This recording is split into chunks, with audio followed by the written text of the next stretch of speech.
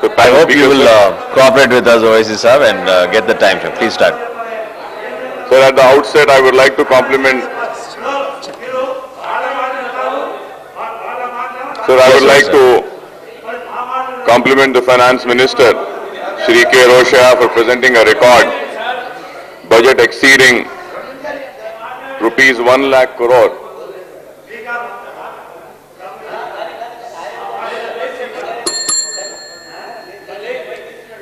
Yes, yes, no, no. OIC sir, yes. OIC sir, please continue. No, please continue. Sir, I would like to compliment the Finance Minister, Shri Roshaya Saab, for presenting a record budget exceeding rupees 1 lakh crore for the first time in the state's history. The AP budget for the financial year 2008 and 9 is supposed to be highest in the country. Our state budget is much ahead of the budgets of our neighboring states such as Tamil Nadu, Karnataka and Kerala. So the Finance Minister has also budgeted for a planned outlay of a record rupees 48,551 crore for 2008 and 9, which is the highest among all the states in the country. He has presented a surplus budget without any fresh taxes or any increase in existing levies.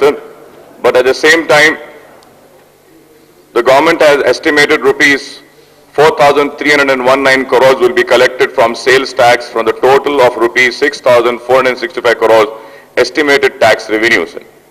So through you, I would like to ask the Honorable Finance Minister, Roshaya Saab, because he has told that no new taxes will be imposed. But how would he achieve this target of the figure which I had mentioned of rupees 6,465, sir? And I think to achieve this target, he would have to increase the taxes from 4% to 12%. Is he going to increase that to achieve this target or not, sir? Sir, I do not know whether Sri Roshaya Saab has set a record of presenting a 13 budget to the Assembly so far, as some members I heard have claimed.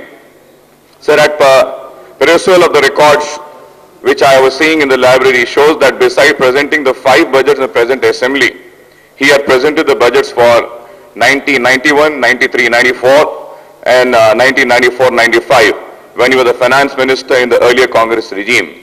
I would like the Honorable Roshaya Saab to please set this record straight, and if I am wrong, I may be corrected, sir. Sir, on behalf of my party, Majlis Ittihad al-Muslimin, I would like to express our profound disappointment over meager allocation for minority welfare, sir. The minorities, including Muslim, constitute 11% of state's population, but the outlay for the minority welfare for the next year is rupees 181 crore of the total state budget of rupees 1,436 crores. So there is only a modest increase in allocation for minorities welfare. The allocation of minorities have been raised from rupees 123 crore in the current year to rupees 181 crore in ensuing budget.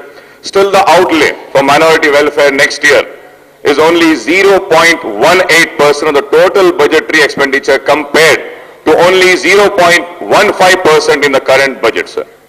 So on the whole, it is satisfying to know that the Finance Minister has managed the state finances for the last 4 years without resorting to any ways and means of advances or overdrafts from the Reserve Bank of India. But what is a matter of serious concern for all of us is soaring public debt, sir, of the state, which is expected to reach rupees 93,593 crore by the end of March 2009, sir.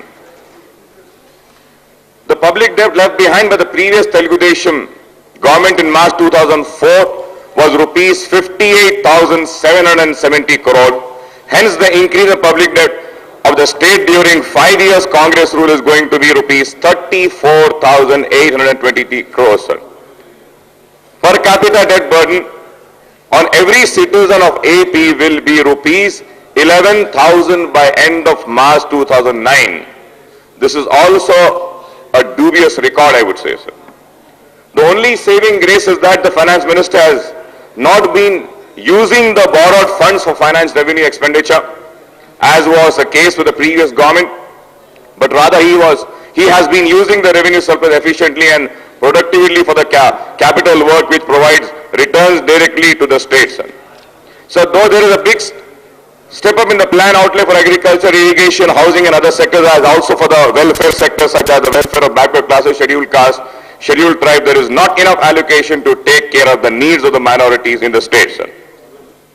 The finance minister assured the House that revenue deficit would be a thing of the past as the state has begun generating revenue surplus from 2006 and 7 onwards, 2 years ahead of deadline stipulated in the Fiscal Responsibility and Budget Management Act enacted in 2005.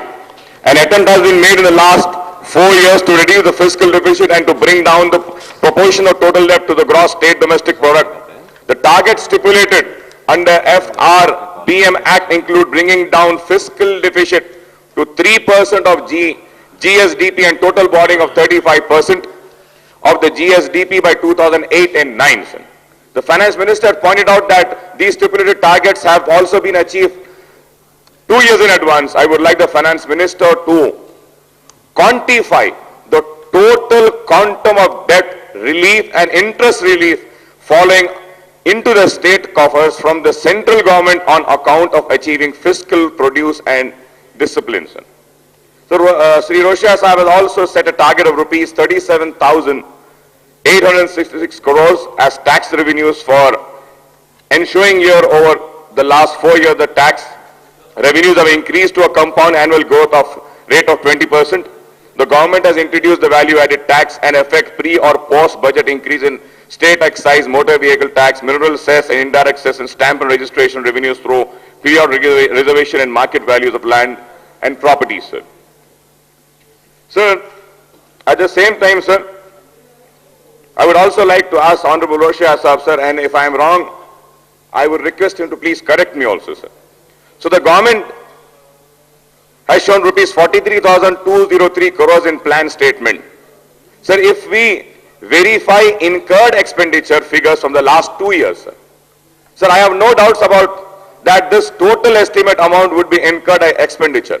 Example, in the year 2006 and 7, sir, plan outlay was rupees 19,717. In this, sir, unspent amount was rupees 1,511 crores. That is 7.66%, sir. And the present financial year outlay was rupees 30,013 crores after revised estimate of rupees 29,992 crores. I would like to know, sir, how much of amount was spent and unutilized, sir. Sir, if we have to see the previous records, then again that would come, and if you have to take at the same average of 7.66, sir, the percentage amount would be 2,297.4 crores in 2007 and 8 and rupees 3,309.3 crores for the year 2008 and 9, sir. If I am wrong, I may be corrected, sir, when I say this, sir. Sir, going ahead, sir, about the power, though the power tariff has been increased for any category of consumer in the last 4 years and there is no increase in tariff in the ensuing financial year also, the RTC bus fares have been hiked once in 2006 and another hike seems to be imminent due to frequent increase in diesel and petrol prices by the central government. Sir. Assistance to APS RTC towards reimbursement of concession extended to various categories of passengers have been increased, marginally from rupees 150 crores in the current year to rupees 160 crores in the ensuing years. Besides increasing the quantum of assistance, I request the Honorable Finance Minister to reduce the VAT on petrol and diesel on the line of recent steep reduction in the tax rate on aviation fuel, so that the bus passengers and other vehicles owners are not burdened with the high commuting costs. So my colleagues from other parties have already spoken on other key subjects such as agriculture, Jal Yagnam and other rural development. I would only like to compliment the present government for putting the agriculture sector back on the rail, which has suffered neglect during the previous regime and resulted in suicide by the distressed farmers. The state is poised to have a bumper crop in 180 lakh tons of food grains and 20 lakh tons of oilseed in the current crop year. Jal Yagnam has been as the biggest ever initiative by any state government to create irrigation potential transfer the rural economy, the government is taking up Pranahita Chevella project to provide irrigation facility to Parkland 6 Telangana district by diverting 160 TMC from Godavari rivers to project cost of rupees 17,875 crores. So no mention has been made about augmentation of drinking water supply to Hyderabad from this project was promised the Chief Minister earlier. And also no mention has been made about the third phase of Krishna waters. That is the allocated rightful waters of Hyderabad, sir. Why is the government not serious in bringing up the third phase of Krishna waters? If they are not bringing the third phase of Krishna waters, what is the alternate proposal which the government has for the Hyderabad city, sir? So the state, and at the same time, sir,